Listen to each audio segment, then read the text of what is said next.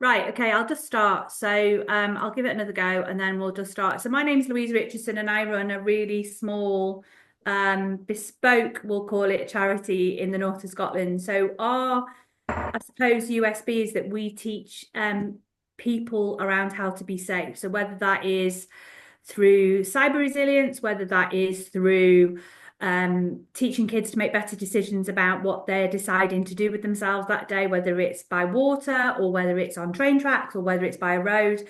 From mindfulness, we've taught school how to be mindful. So we taught about resilience and how to kind of show up every day and spend 2 sessions for 2 minutes a day and how that made them more present.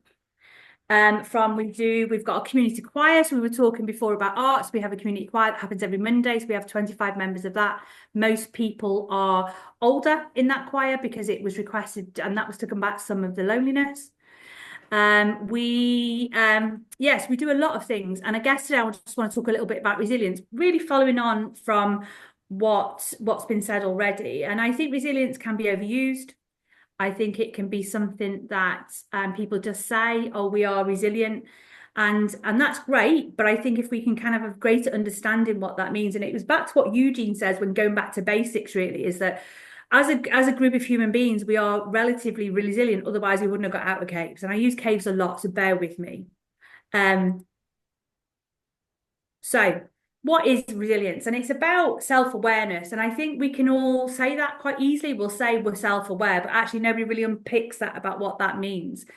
And I think if we're in business, it's really good to understand what that self-awareness is and what our coping strategies are and how we reach out. And that's why Collaboration Global is so great, is how we reach out to others when we need that support and we need that positive support. We might need a bit of honesty, but we also need somebody that will be able to understand where we're coming from and really get us to really build that resilience in small blocks. I really look at it as a building block system. I don't think resilience comes in a wave or a tsunami. I think it comes from little bits here and there. It can be like a breakout room that we've done today. It could be from the talk that we had earlier. It can be just being a member of Collaboration Global, which allows us to connect to the wider audience. And I think it's really important if you want to call it resilience or if you want to give it another name, but it's how we turn up every day. And I think it was almost like this was meant to be, because sometimes turning up is different. Spamming media's monthly, what we've been doing. Admittedly, title's really rubbish. First things first, built studio. I'm back. The actual studio, the carcass of the studio, was my dad's old office. Are you all right, Ella? Do you want me to wait? Yes, please. Just give us a Chris. Have you ever been out for a... Here we go. Sorry about that, Louise. Honestly, you're all right. I mean, if it wasn't anybody else, Alan, I would have been slightly annoyed, but he's my favourite, so that's all right. So it's about several things, isn't it? And I think we really undervalue we are as community. And I think, you mentioned the cost of being a member and you said, oh, it's like a coffee date. It's not. I mean, a coffee in, let's say, Starbucks is £3.60 or whatever it is. So it's like less than 10 coffees a month. And for that, you get connection with a little bit of optimism, because we all need to be challenged in a way that we think, oh, that's a really good idea. Like B1, G1's a great idea. And it can make us feel emotive about something. And when we feel emotive about something, it literally will tend to it kind of force us into action or enable us into action. And the strong network, I think, is something that we need to identify really and review, because some of those networks don't always work and they're not always going to be there. I like the word, you're here for a reason or a season. And either way, it can be rewarding. It doesn't mean you had a friend when you were 4 that means that you're going to be still friends now. It doesn't, and like Jill says, you can be in breakout rooms and you feel like it's the universe saying you're in that breakout room for a reason. And I think it's really important to realize that. And sometimes we have to decide or make decisions as business people, what works, what doesn't. And I think resilience allows us to do that, because we'll make those decisions from positive aspects of self. If we make decisions from a stress place, angry place, a place from competitive place, then we're not going to make good decisions. And that's because of what's going on in the brain. We're in that fight, flight, or fear place. If we make decisions around network or problem solving skills, or really taking responsibility from a place of resilience, we make better decisions and we turn up better. And I think we need to connect those two a lot more concretely than has been done before. And I guess a lot of people on this call already understand a lot of this, because without that adaptability, our businesses wouldn't thrive. We're all kind of small to medium businesses, most of us. I do run a charity, but I see it as a very business-like venture. And we exist in a world that is constantly changing. Constantly, we're vying for funding with bigger charities like Plan or, British Heart Foundation or whatever they may be. So to be adaptable, but with that, we do need this sense of optimism. That brings me back to the word optimism, brings me back to the word imagination. So to be resilient, we need to imagine the possibility of. And I think it's really important that we incorporate all of those, but it goes back to our fundamental self. So we all know the brain is constructed at different times. So basically, the back is older than the front. And it's not all created equal. It's not created at the same time. It's not all created equal. So we need to understand what the core value or the core operational need of our brain is, and then actually lets us be more resilient.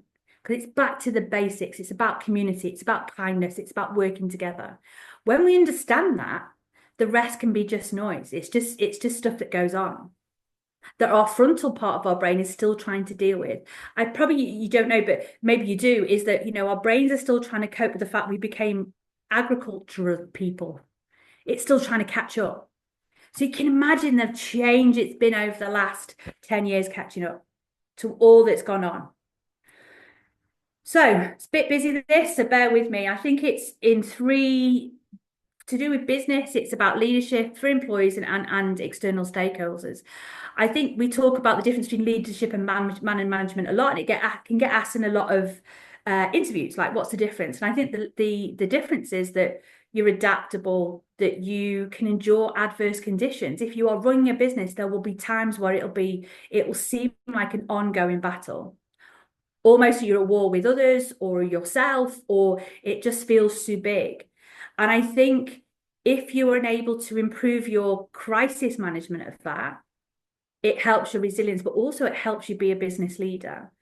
And we know, it's been mentioned before, we know that if we are resilient, great leaders, however we do that, we know that we'll keep employees, we know that we'll keep retention, we know, and ultimately that will save us money. But also we'll make our employees happier, because we're coming from a leadership place of resilience and not a place of you will because I asked you, or you will because I told you. And with that, it comes a risk, because if you're a resilient leader, then you have to understand that some things aren't always going to be your way. You can give people some leeway, but actually they may overstep that line, and then you do have to do different things.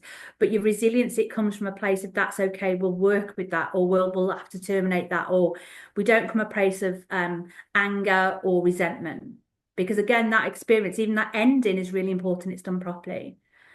And we then look at our financial health. So it helps us build customer loyalty. It helps us put those safeguards in our reputation. Because if you're a resilient leader, then you're resilient outside, and you behave a way that's outside that will reflect your inside of your business. There's nothing more disturbing when you meet somebody and they behave a certain way, and then you've seen them in another setting and they behave somewhere different, because there's a lack of trust there.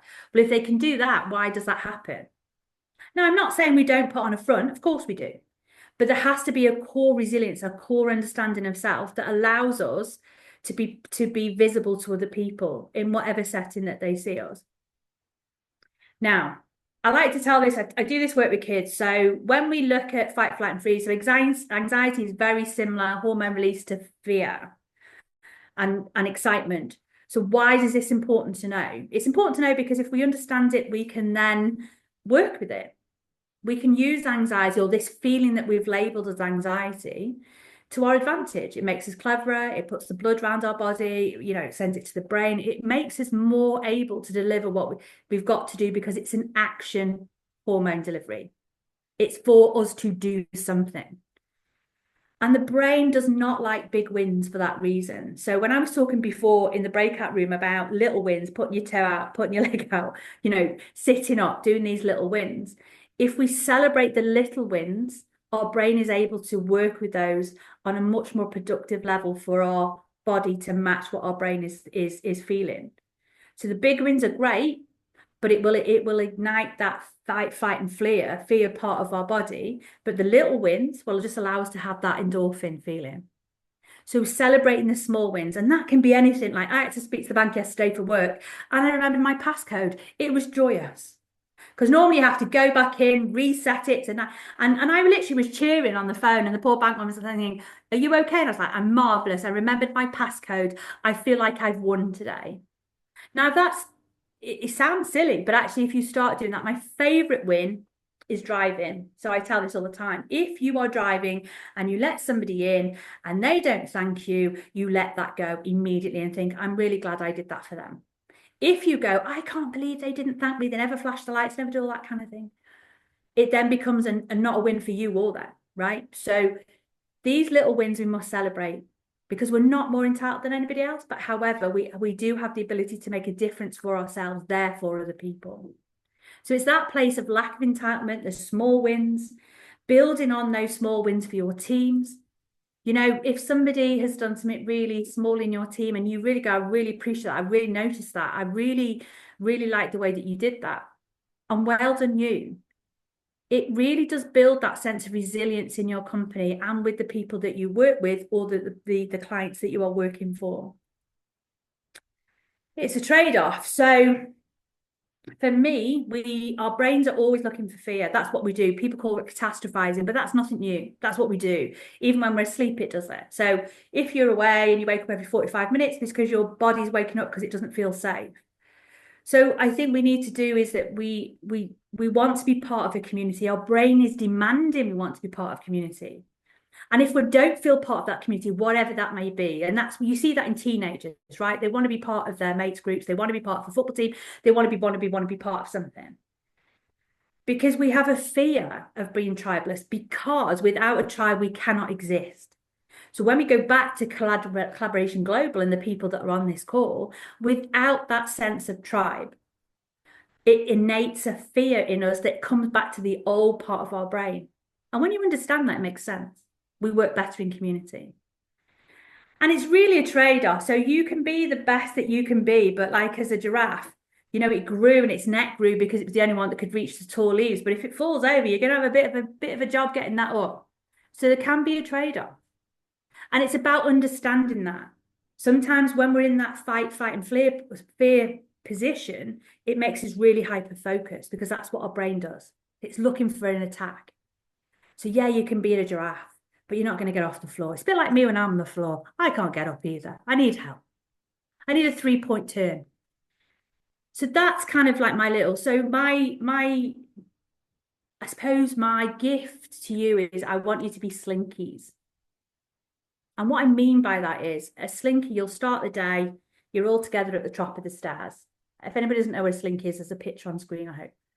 And then as the day goes on, it goes down the stairs. So you stretch, you come back, you stretch, you come back, you stretch, you come back. You can stretch really long. And a good slinky, it will come back together at the end of the day. I suppose my challenge is it's make sure that you're doing things in your day for you that allows you to come together. And your slinky will come together at the end of the day, nice and neat at the bottom of the stairs, all together, ready for the next day. Because without that, there is no longevity in what we're doing. And we're not going to be productive and we're not going to give our best selves as we can that day without that ability to kind of replenish and build on our own resilience.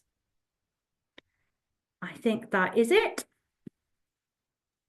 Any questions? You superstar. Thank you so much.